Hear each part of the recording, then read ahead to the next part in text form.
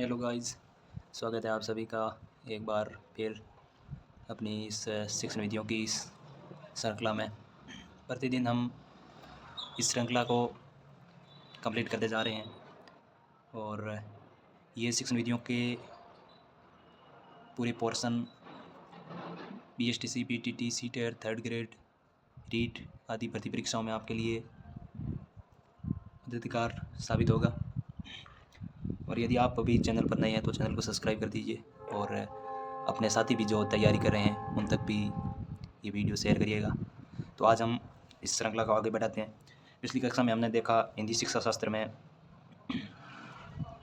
हिंदी भाषा शिक्षण के कौशल देखे, उसमें हमने सहस्वर वाचन कर दिया। आज इससे आगे मौन वाचन पढ़ेंगे। लिखित सामग्री को बिना उच्चारण किए पढ़ना मौन वाचन कहलाता है। मौन वाचन आरंभ करने से पूर्व बालक में भाषागत विकास का होना आवश्यक है। मौन वाचन में अर्थबोध और पढ़ने की गति पर ज़्यादा बल रहता है, अर्थात अर्थ ग्रहण करने के लिए मौन वाचन सबसे उत्तम है। ब्राइन की पुस्तक है साइलेंट रीडिंग, ये इंपॉर्टेंट परिभाषा है। ये लिखा है कि मौन वाचन अल्पव्ययी है तथा दैनिक जीवन की क्रिया हेतु उत्तम है। प्राथमिक स्तर पर कक्षा 3 से बालकों को मौन वाचन आरंभ करवा देना चाहिए। कक्षा 6 से मौन वाचन पर सहस्वर वाचन की अपेक्षा अधिक बल देना चाहिए। मौन वाचन के प्रकार 3: गूढ़, गहन या गंभीर वाचन, द्रुत, त्वरित या विस्तृत वाचन और विहंगावलोकन। गूढ़, गंभीर या गहन वाचन विषय वस्तु को बिना बोले धीरे धीरे एवं अर्थ ग्रहण करते हुए पढ़ना ही गूढ़, गहन, गंभीर वाचन है। इस वाचन को अध्ययन भी कहा जाता है। यह वाचन ज्ञान एवं विचार प्रधान विषयों के लिए अत्यधिक प्रभावी है। इस प्रक्रिया से अर्जित ज्ञान स्थायी होता है। मौन वाचन की विकसित अवस्था गहन अध्ययन कहलाती है।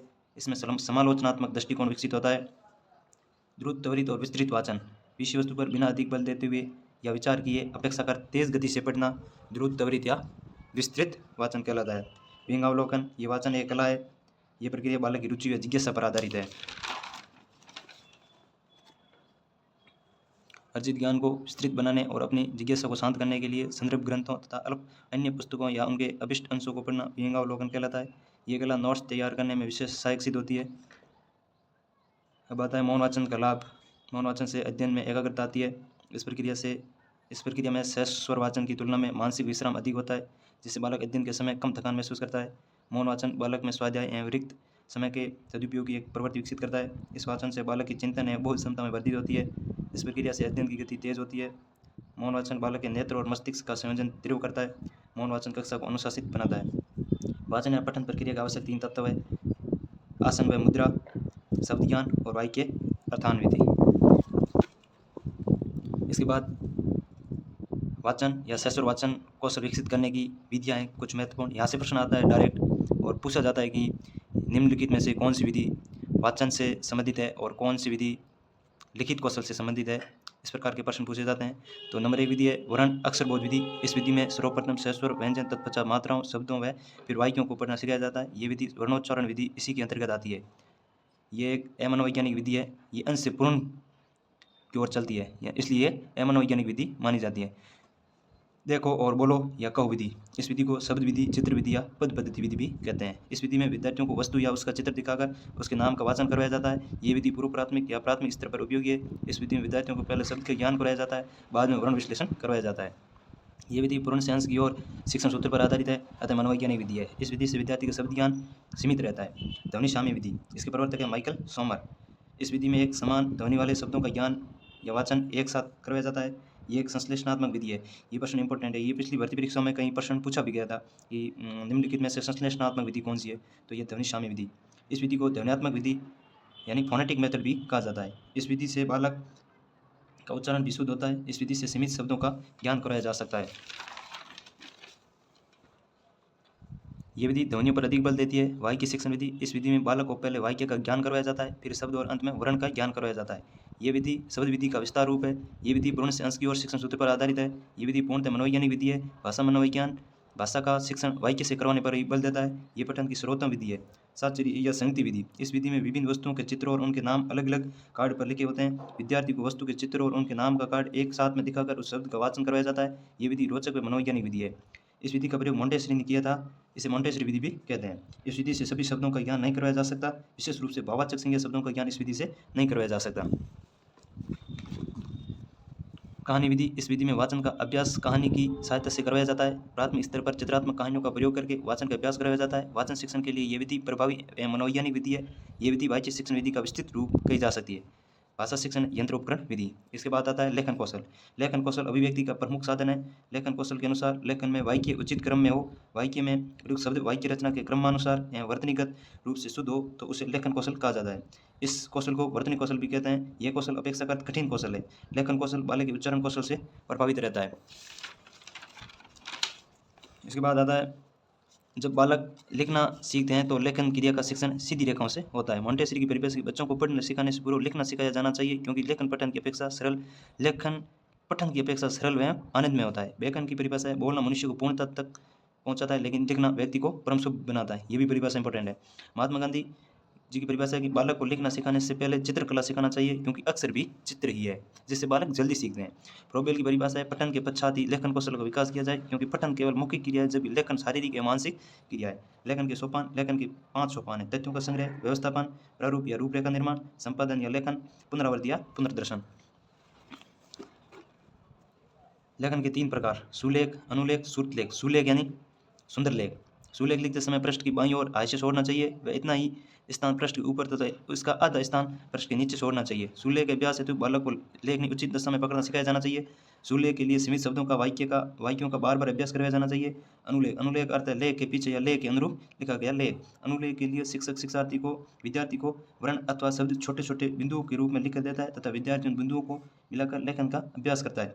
अनुलेख के लिए मुद्रित अभ्यास पुस्तिकाओं का प्रयोग भी किया जाता है। इन अभ्यास पुस्तिकाओं में कोई वर्ण या शब्द मोटे या गहरे अक्षरों में लिखा जाता है तथा कुछ पंक्तियों में उसे छोटे छोटे बिंदुओं के रूप में मुद्रित किया जाता है तथा अंत में कुछ पंक्तियों को रिक्त रखा जाता है। बालक बिंदुओं को मिलाकर लिखने का अभ्यास करता है और अंतिम रिक्त पंक्तियों में बिना किसी सहायता के लिखने का अभ्यास करता है। श्रुतलेख सुनकर लिखा गया लेख। इस प्रक्रिया में शिक्षक कुछ शब्द या वाक्य बोलते हैं तथा विद्यार्थी सुनकर उन्हें लिखते हैं। श्रुतलेख में भाषा की शुद्ध अधिक महत्वपूर्ण है, सुंदर लिखावट नहीं। इसमें छात्रों को अक्षर विन्यास का प्रशिक्षण मिलता है। प्रतिलेख, इसमें किसी छपी हुई पुस्तक में से देख कर लिखा जाता है। इसमें छात्र अपनी रुचि और मानसिक स्तर के अनुसार लिखते हैं। लेखन कौशल विकसित करने की विधियाँ: रूपरेखा अनुकरण विधि। इस विधि में शिक्षक द्वारा विद्यार्थी को उसके अभ्यास या स्लेट पर पेंसिल या खड़िया से वर्ण या शब्द छोटे छोटे बिंदुओं के रूप में लिख दिए जाते हैं। विद्यार्थी उन बिंदुओं को मिलाकर तथा उन पर पेंसिल या खड़िया घुमाकर या फेर कर लेखन का अभ्यास करता है। इसे अक्षर स्वरूपानुकरण विधि भी कहते हैं। स्वतंत्र अनुकरण विधि। इस विधि में शिक्षक कोई वाक्य या गद्य श्याम पट पर लिखते हैं अथवा विद्यार्थी की पाठ्यपुस्तक में चिन्हित करते हैं। विद्यार्थी श्याम पट पर लिखे या पाठ्यपुस्तक में छपे वाक्यों को देखकर अनुकरण से लेखन का अभ्यास करते हैं। जैक टॉट या दृष्टि लेखन विधि, ये इंपॉर्टेंट विधि है। इस विधि में शिक्षक विद्यार्थियों को कुछ वाक्य लिखवाते हैं, तत्पश्चात उन्हीं वाक्यों को विद्यार्थी की अभ्यास पुस्तिकाओं या श्याम पट पर लिखते हैं। विद्यार्थी समय अपने लेखन का मिलान शिक्षक के लेख से करता है और अशुद्धियों की पहचान कर उनमें भी संशोधन करता है, मतलब अशुद्धियों की समय पहचान करता है। ये विधि समय करके सीखने के सिद्धांत पर आधारित है और ये लेखन शिक्षण की प्राथमिक स्तर पर श्रेष्ठ विधि है। पेस्टोलॉजी या रचनात्मक विधि। इस विधि में विद्यार्थी को पहले सीधी रेखाएं, फिर तिरछी रेखाएं, अर्धवृत्त, वृत्त आदि का अभ्यास करवाया जाता है। लकड़ी व प्लास्टिक आदि से बने वर्णों को संकलित किया जाता है। इस विधि में विद्यार्थी को पहले पैते में आदि वर्ण सिखाए जाते हैं तथा बाद में एक आदि वर्ण सिखाए जाते हैं। ये विधि सरल से कठिन की ओर शिक्षण पर आधारित है। ये 3 चरणों में पूर्ण होती है: पृथक्करण, वर्गीकरण और एकीकरण।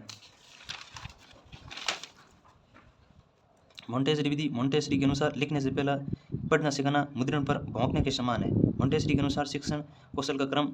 मोंटेसरी ने शिक्षण कौशल का क्रम बताया: सुनना, बोलना, लिखना और पढ़ना। इस विधि में लेखन कौशल सिखाने के लिए ज्ञानेंद्रियों के प्रयोग पर बल दिया जाता है। इसमें विशेष रूप से स्पर्श और दृष्टि का संयोजन करवाया जाता है। इस विधि में लकड़ी या कागज के गत्तों पर कुछ उभरे हुए वर्णों को लिखा जाता है। तत्पश्चात विद्यार्थी उन उभरे हुए वर्णों पर हाथ फेर कर उनके मोड़ों का अनुभव करते हैं। अंत में इन अक्षरों को रंगीन पेंसिलों की सहायता से लिखवाया जाता है। ये विधि समय करके सिखाने तथा खेल खेल में सीखने के शिक्षण पर आधारित है। विश्लेषण विधि। इस विधि में विद्यार्थियों को पहले शब्द या वाक्य लिखना सिखाया जाता है, बाद में उनका विश्लेषण किया जाता है। ये पूर्ण से अंश की और शिक्षण सूत्र पर आधारित है। इसमें 4 प्रक्रियाएं होती हैं: शब्द विधि, वाक्य विधि, चित्र शब्द विधि, चित्र वाक्य विधि। संश्लेषण विधि। इस विधि में विद्यार्थियों को सर्वप्रथम वर्ण का लेखन कराया जाता है और तत्पश्चात क्रमशः शब्द और वाक्य का लेखन करवाया जाता है। लेखन कौशल विकसित करने का उद्देश्य है लिपि के मानक रूप का प्रयोग करना, व्याकरण के अनुरूप भाषा का प्रयोग करना, शुद्ध वर्तनी तथा वाक्य रचना की योग्यता का विकास, विराम चिन्हों का समुचित प्रयोग करना, अपने विचारों तथा भावों को व्यक्त करने की योग्यता का विकास, क्रमबद्ध तथा सुसंगत अभिव्यक्ति क्षमता का विकास करना, शब्दों के अनुलेख श्रुतलेख की योग्यता का विकास करना, विषयानुकूल या अवसरानुकूल भाषा शैली का प्रयोग करना, सृजनात्मकता या मौलिकता का विकास करना। ये एक महत्वपूर्ण फैक्ट है कि पठन क्रिया करते समय पाठ्यपुस्तक की आंखों से दूरी है वो 12 इंच या 30 सेंटीमीटर होनी चाहिए तथा 45 डिग्री का कोण होना चाहिए और हाथ का कोण है वो 135 डिग्री का होना चाहिए और बाएं हाथ में पुस्तक ग्रहण करनी चाहिए। तो ये थी संपूर्ण हिंदी भाषा शिक्षण से संबंधित कौशल और उन कौशलों को विकसित करने की महत्वपूर्ण विधियाँ। इनसे प्रश्न बार बार पूछा जाता है, तो आप इनको अच्छे से देखिए और वीडियो अच्छा लगा तो लाइक करिए, शेयर करिए। और इसके बाद में आगे के पोर्शन को हम शुरू करेंगे। एक बार के लिए धन्यवाद।